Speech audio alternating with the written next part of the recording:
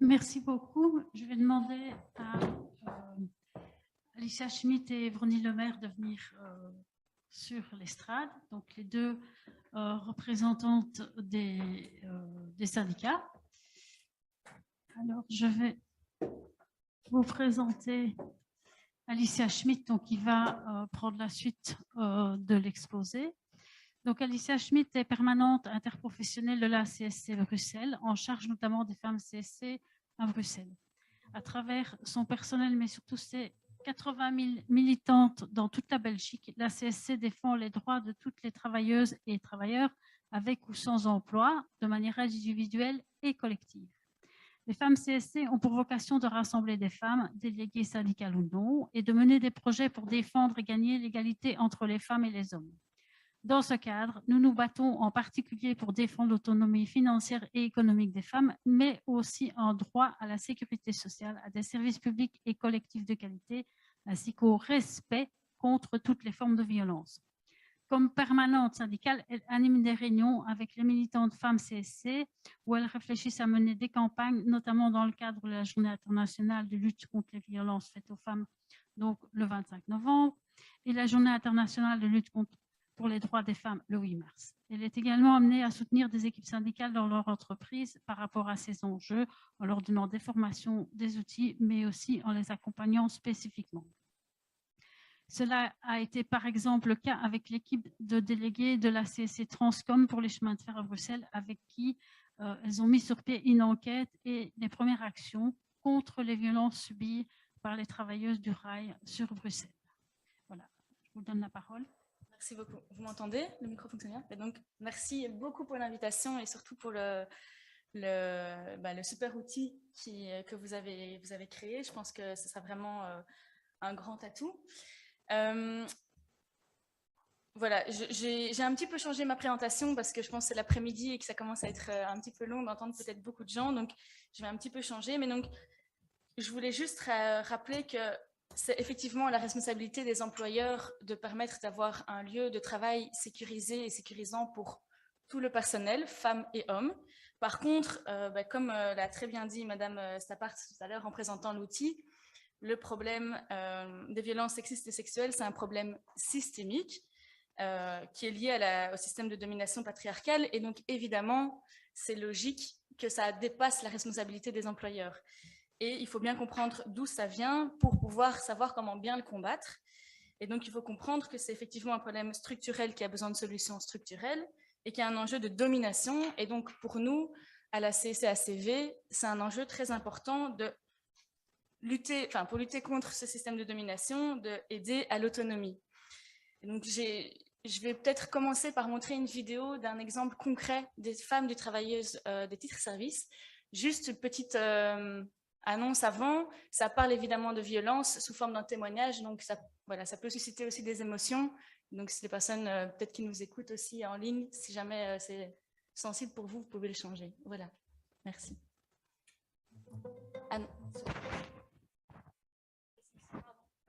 C'est celle que vous avez trouvée tout à l'heure. Si vous écrivez CSC à côté, c'est la troisième endroit avec la dame.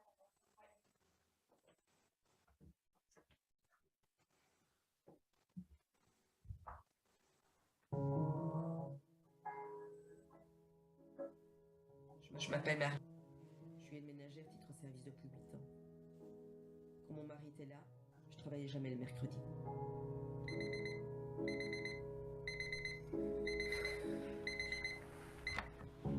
Il y a 4 semaines, je me suis rendue chez un nouveau client, monsieur. Quand je suis arrivée chez lui, il voulait apprendre à me connaître. Il m'a parlé de lui, longtemps. Il m'a demandé si j'avais des enfants. Je lui ai dit que je vivais seule avec mes 2 petits bouts. Il m'a offert un café. Je lui ai demandé si je pouvais faire quelque chose. Il m'a répondu qu'il n'y avait pas grand-chose à faire, qu'il se débrouillait bien tout seul. J'ai pas compris ce que je faisais là. J'ai fait la petite vaisselle et puis je suis rentrée chez moi. À la fin de la semaine, l'agence m'a appelée. Le nouveau client était content de mon travail et souhaitait que j'y retourne chaque mercredi. J'ai accepté, bien sûr.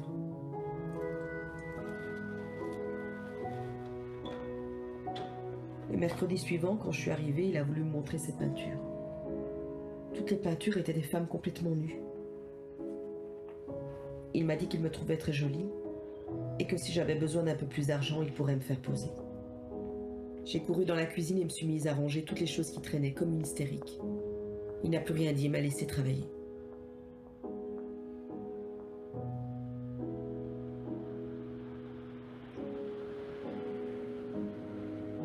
La semaine dernière, j'y suis retournée. Sur le chemin, j'avais une boule dans le ventre.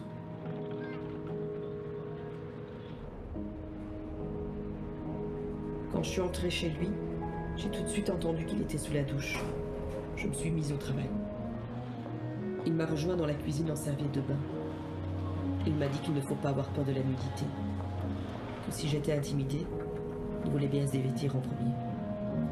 Je lui ai dit de se rhabiller immédiatement où je partais. Il m'a attrapé le bras, il a serré très fort, il a disparu.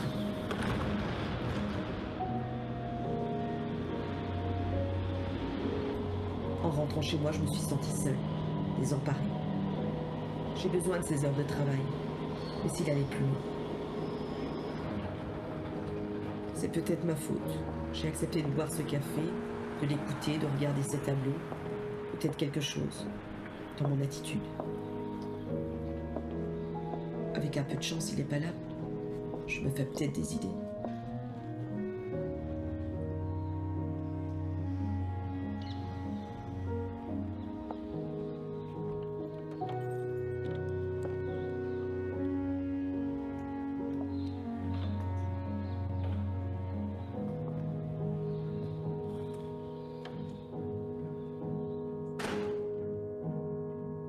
Bonjour Mario. Je suis contente de te voir.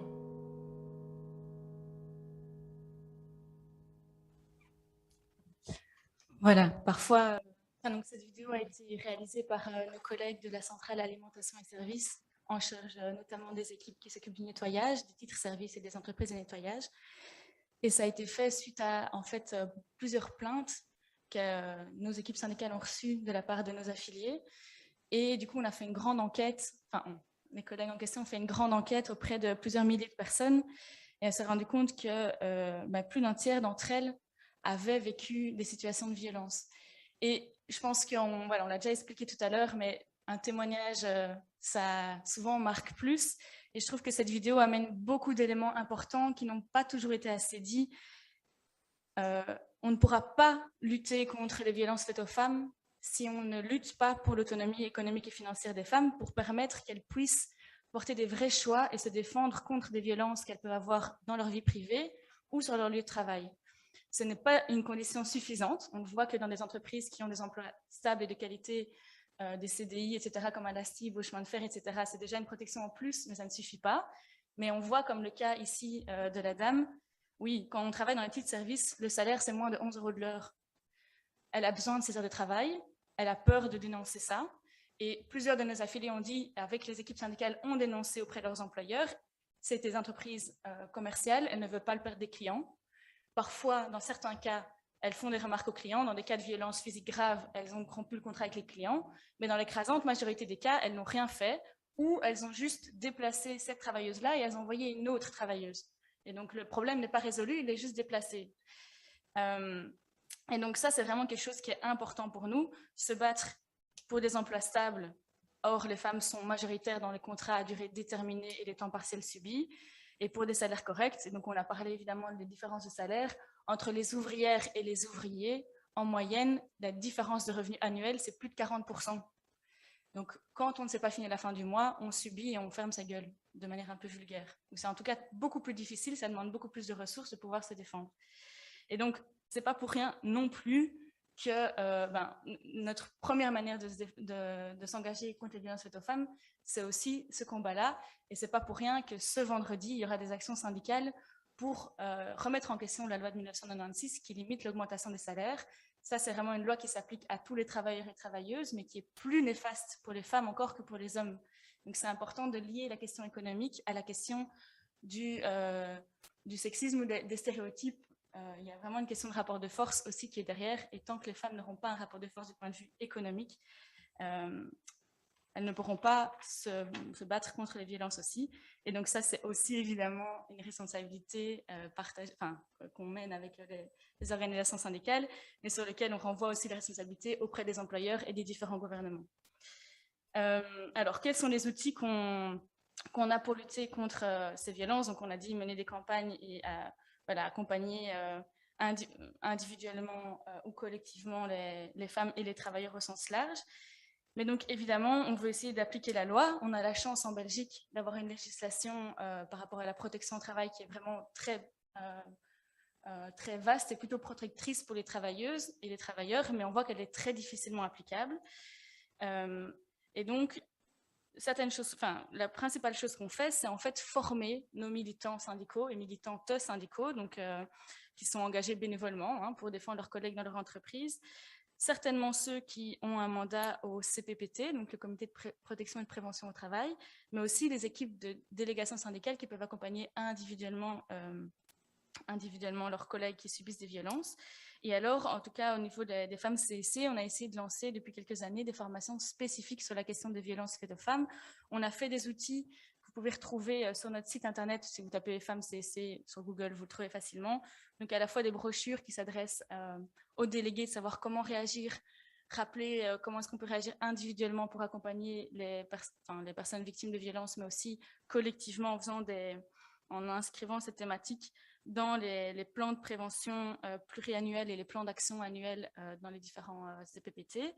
Mais alors, aussi, voilà, on a fait des affiches, on a fait des vidéos comme celle-ci, et on essaye aussi d'accompagner les équipes syndicales et de les outiller pour mener les projets dans leur entreprise. Alors parfois, grâce à la concertation sociale avec les employeurs, ça marche très bien. Donc, on a une équipe syndicale à l'hôpital Saint-Jean qui a pris cette question-là en main et qui a entendu qu'il y avait beaucoup de questions. Donc, l'hôpital Saint-Jean, c'est près de Rogier, c'est près de la gare du Nord. Il y a beaucoup de travailleuses et travailleurs qui prennent le train à la gare du Nord pour rentrer. C'est des horaires évidemment parfois de nuit, des horaires compliqués.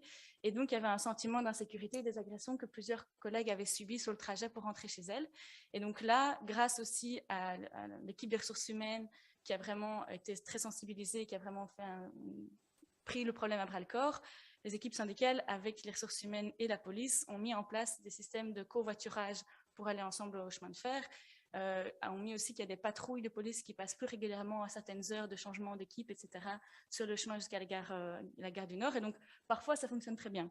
Parfois, comme dans le cas là des titres services, où il y a eu des revendications qui ont été portées au niveau des entreprises et au niveau sectoriel, c'est plus compliqué. Certainement quand il y a un enjeu de concurrence entre les entreprises, où les entreprises ne veulent pas perdre des clients, et où il y a un engagement qui est fait pour la protection de leurs travailleuses, mais l'enjeu économique est plus grand, et donc perdre un client par rapport à protéger certaines de leurs travailleuses, le choix est fait sur garder les clients et garder des ressources économiques, quoi. Et bon, voilà, il y a encore plein d'autres exemples, mais je me reste plus que 2 minutes, donc je vais essayer d'aller plus vite. On a fait au niveau des chemins de fer bruxellois aussi une enquête auprès des travailleuses suite à ce que 2 membres de la CSC ont contacté leurs délégués, c'était des délégués hommes. Et en fait, ils se sont très rapidement rendus compte que ça dépassait les enjeux de 2 cas individuels, mais qu'il y avait un problème structurel de culture d'entreprise et de manque de réaction aussi de la hiérarchie. Et on s'est rendu compte qu'en fait, dans les rapports sur le bien-être au travail et protection, il n'y a aucun chiffre sexué sur les violences sexuelles, sur les risques psychosociaux, il n'y a aucune source qui est mise. Et donc, on s'est dit, en fait, on a le sentiment qu'il y a un problème plus général, mais on n'a aucun élément pour le prouver. Et donc, on a fait une enquête auprès de nos affiliés. Ce n'est pas une enquête scientifique. Là, on a eu 146 réponses, donc on ne peut vraiment pas dire que ça puisse se généraliser à l'ensemble du personnel du rail. Par contre, ça prouve que ça dépasse le cas individuel parce que de ces 146 personnes qui nous ont répondu, 67,8% d'entre elles nous ont dit qu'elles ont subi des violences ou des comportements inappropriés sur leur lieu de travail. Et plus d'un tiers d'entre elles n'ont pas osé réagir, soit par manque d'information, soit par peur, soit par fatalisme. Et en fait, voilà. Et alors on a aussi demandé quelles avaient été les conséquences sur leur bien-être. C'est à peu près comme dans la vidéo, on voit des problèmes de stress, mais des problèmes de peau, des problèmes dans les couples, des problèmes physiques, des problèmes aussi sur le travail. Et donc, évidemment, il y a des personnes qui travaillent moins bien, qui après peuvent du coup avoir des critiques de leur part de leur supérieur hiérarchique parce qu'elles ne travaillent pas suffisamment correctement. Mais si tu ne comprends pas pourquoi, eh ben, voilà, elles seront doublement sanctionnées. Et alors, on a organisé un groupe de parole entre femmes. Et ce qui est vraiment important, c'est qu'elles ont plusieurs à avoir dit que celles qui ont osé discuter avec leur supérieur hiérarchique, avec les personnes de confiance ou avec des délégués syndicaux, il y a eu des réactions très différentes. Et donc, dans certains cas, les réactions étaient très bienveillantes et correctes, avec des bonnes informations, vers qui se tourner, comment faire des conseils sur porter plainte formellement, informellement, auprès de qui trouver des ressources de soutien psychologique et social, etc., en dehors de l'entreprise aussi, pour se reconstruire. Mais il y a eu plusieurs cas chez des personnes qui étaient censées protéger leurs collègues, où elles les ont dégradés encore plus. Et donc, il y avait vraiment des témoignages différents sur la capacité de se reconstruire, notamment par rapport à un cas grave de viol. Si on n'a pas aussi, si on n'est pas pris au sérieux, qu'on est encore dénigré dans nos propres souffrances, ça prend encore plus de temps pour pouvoir revivre correctement.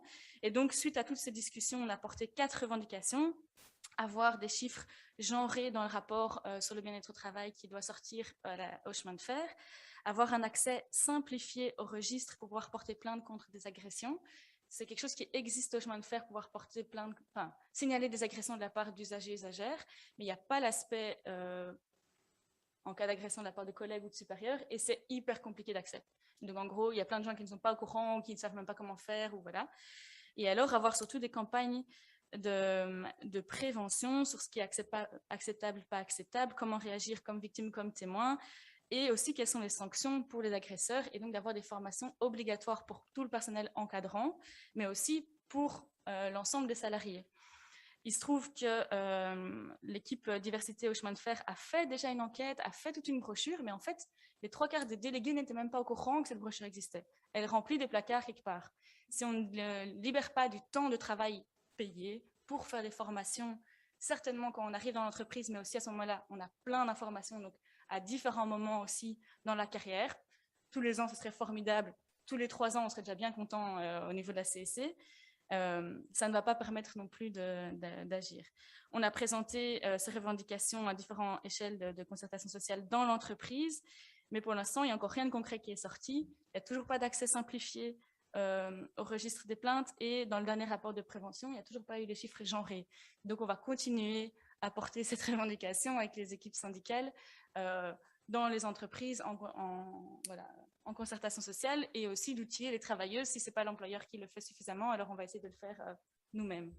Voilà. Et alors la dernière chose que je voulais encore juste dire, je suis très rapide, c'est que voilà, on essaie d'accompagner les équipes syndicales en entreprise, au niveau sectoriel, mais aussi au niveau interprofessionnel.